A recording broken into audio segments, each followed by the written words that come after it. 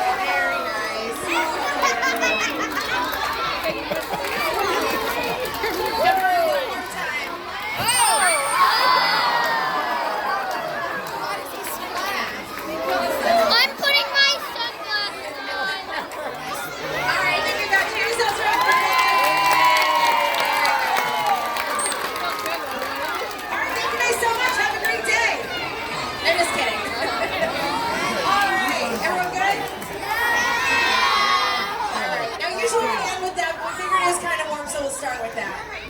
Everyone's good? Everyone's okay? Alright. We're going to do some more a little bit later. We got a lot of stuff to talk to you guys about.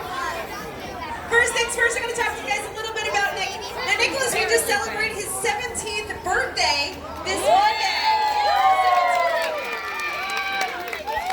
Now, Nicholas is our oldest resident here. Now, oldest not in age, but he's our oldest resident, meaning he's the dolphin that's lived here the longest.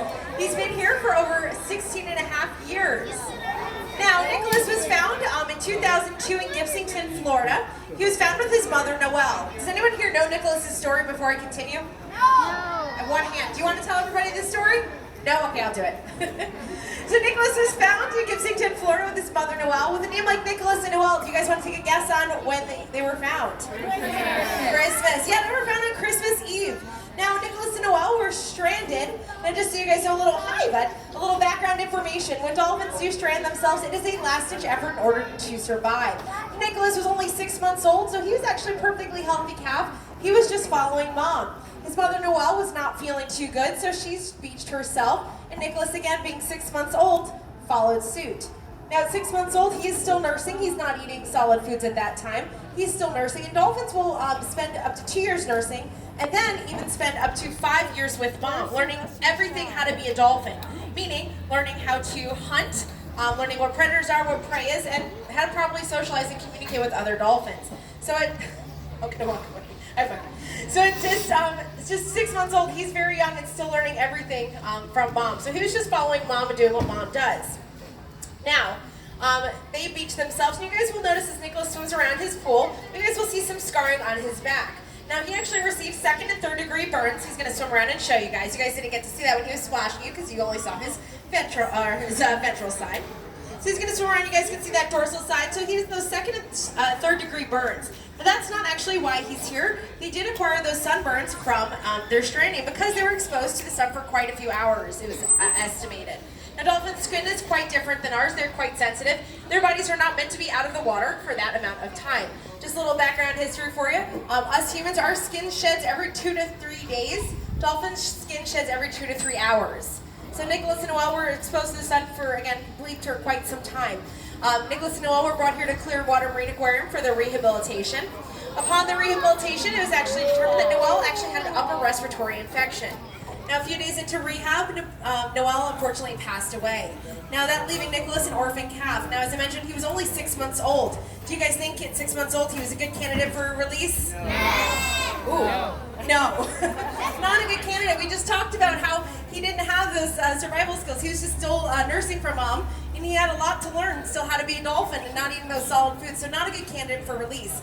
Any animal that comes in, or any cetacean I should say, any dolphin that comes in under a year old without mom is deemed non-releasable because they don't have that skill set, and again, they're still nursing.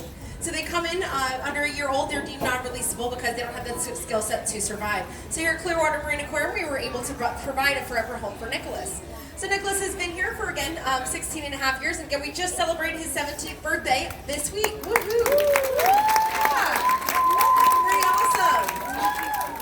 So, since Nicholas has been here for this long, we got to do some stuff with him, right? Yeah. What should we do?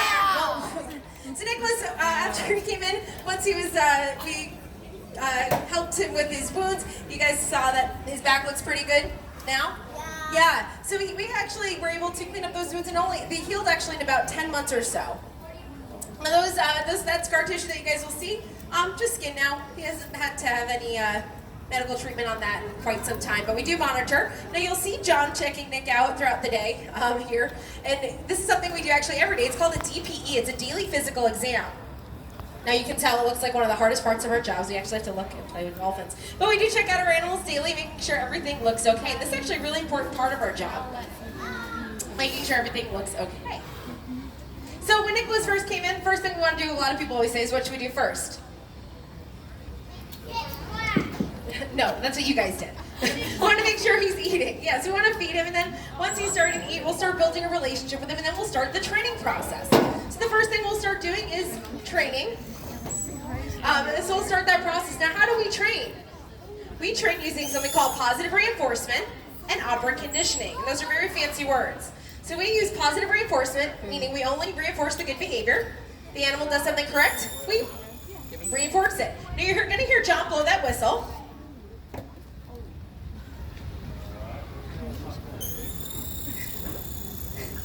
Now that whistle means good job. Does anybody here have any pets at home? Yeah, what do you guys say if your animal does something right? Good, yeah, exactly. So that's exactly what that whistle means. That whistle, in training terms, is called a bridge. It's a gap between the behavior and the reward. It lets the animal know that you did a good job and reinforcement is coming. Now reinforcement comes in a variety of ways. It comes in fish, rubs, sometimes toys, and sometimes even another behavior. Now, John just reinforced Nick with one of his favorite toys. He can do that as well. So reinforcement comes in a variety of ways, and just like you and I, we all find different things reinforcing. Same thing with our animals as well, not even just our by species, but even different individuals. So something that Hope finds reinforcing might be something that Nick does not find reinforcing, and vice versa, which is kind of cool. They're very individualistic as well. All right, so the animal does something correct, we reinforce them. If the animal does something, we ask for something, do something incorrect. What do you think we do? Nothing. If the animal does something incorrect or wrong, guess what? We don't do anything. We give a neutral response. We'll either ask again or we'll try again later. Can you humans imagine not saying the word no or stop to your friends or family? That got real quiet real fast. Yeah, so if the animal does something incorrect, we simply just give a neutral response. We'll either ask again or we'll try again later, or maybe now's not the time, and that's okay. So again, we use positive reinforcement. Humans, it does work on humans, but most people find it easier just not to use that all the time, but it does work. So let's go back to operant conditioning. So this is how we train. We use small baby steps or small approximations to build up to the next step. So everything that you guys see here today, like that splash that you guys first saw at the beginning, that's not necessarily something that was trained in just one training session. We had to slowly build up on that. So each behavior that we train is built up in small baby steps. What are we doing next, John? We will be doing quick go with aerials in about 3 minutes. Okay. As well as a wall station moving that gate a tiny, tiny bit. Oh wow, we have a lot of things going on. Okay, cool. I'll talk about that. And then aerials. Okay, we're gonna do a wall station. Do you guys know what that is? It sounds very fancy. So we're gonna ask Nicholas to basically station, meaning stay at one spot on the wall. Ooh. But he just refused a retrieval. Okay, and that's okay, right? Nicholas said, no, I don't want to pick up my toys in my room. Does anybody here not want to clean up their room? Yeah. 2 hands. It's okay. Nicholas said the same thing, and that's all right too. So if he's not interested in cleaning up his toys or retrieving his toys, that's all right. We'll either ask again later, or maybe now's not the time. That's okay too. But don't do that at home, okay?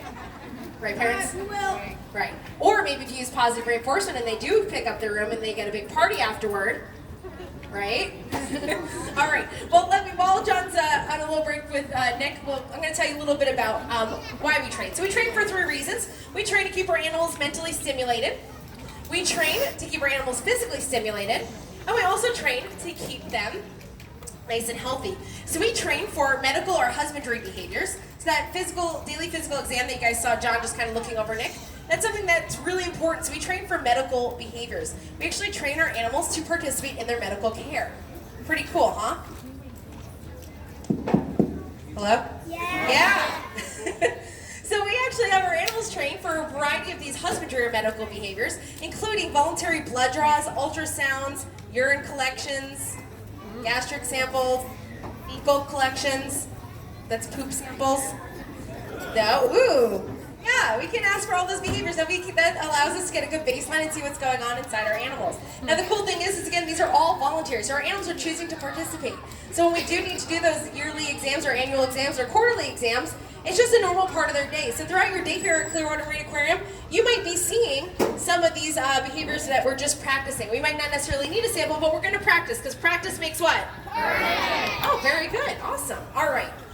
So John right now is having Nicholas hold on the wall, and we're actually practicing a very important husbandry behavior, which is gating. Now we're using a small approximation, meaning a small baby step. We're not actually gating Nick right now to the pool. John asked Nick to hold onto the wall, and John just swung the gate open a little bit. Let's give Nick a round of applause. That was it.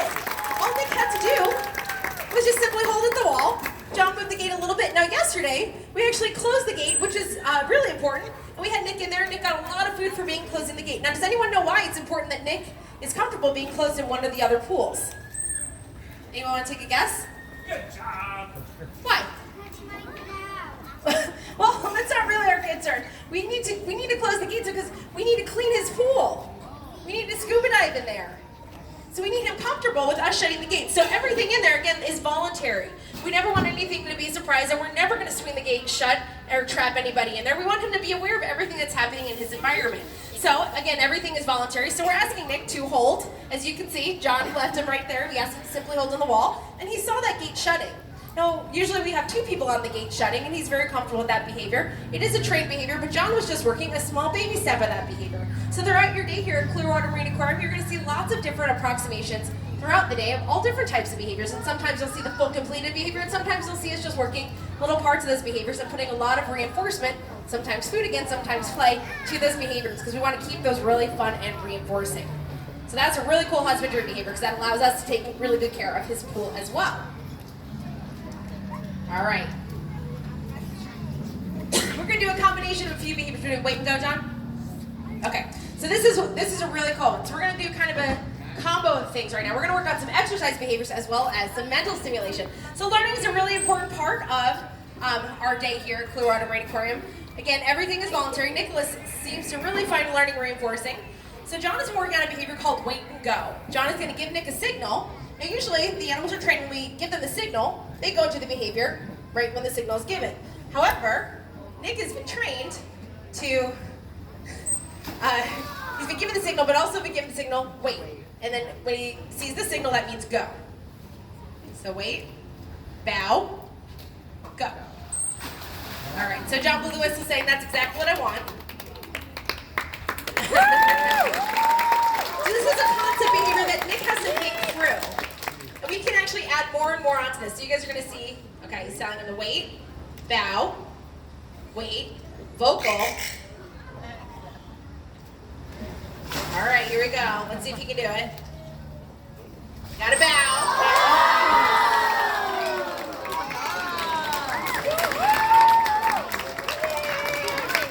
So you guys can see that that's a little bit different for him, because again, normally we would just send him right on that bow right away, but John gave that signal, so he has to remember. It's kind of a good memory of what John just asked for.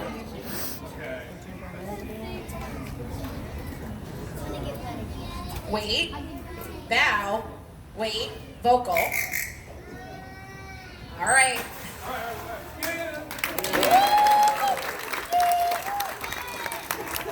Now we're going to go all out. Okay, we're going to go all out for this one, John said. Wait, bow, Wait, vocal, go. Woo! All right, here he comes.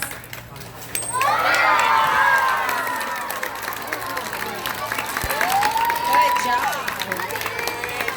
Very cool, huh? So Nick knows a variety of concept behaviors that John's worked with Nick, and we can keep building on those behaviors. So the more that Nick gets into this, we can actually add more behaviors onto it. So eventually, the cool thing is this behavior could never end. Eventually, we can add maybe 6 behaviors to the wait and go, or 10, or we can keep adding to that. And Nick has to remember how many behaviors and in what order. So we can keep challenging his brain with that, as long as he's still interested in that, but he seems to be pretty interested. So that was pretty cool, huh? Yeah, and Nicholas knows over 75 plus behaviors, I'll say. We'll go with that. What would you say, 100? 70?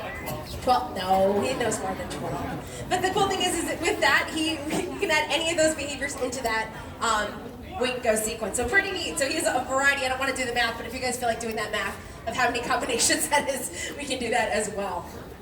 All right. Well, very cool. So you guys also got to see some exercise. The exercise is a really important part of our Animals Day as well, because if Nicholas just sat here all day and ate from John, what would happen? Get a little fluffy. So we want to make sure he's getting some good exercise as well. John gets some good exercise as well, too.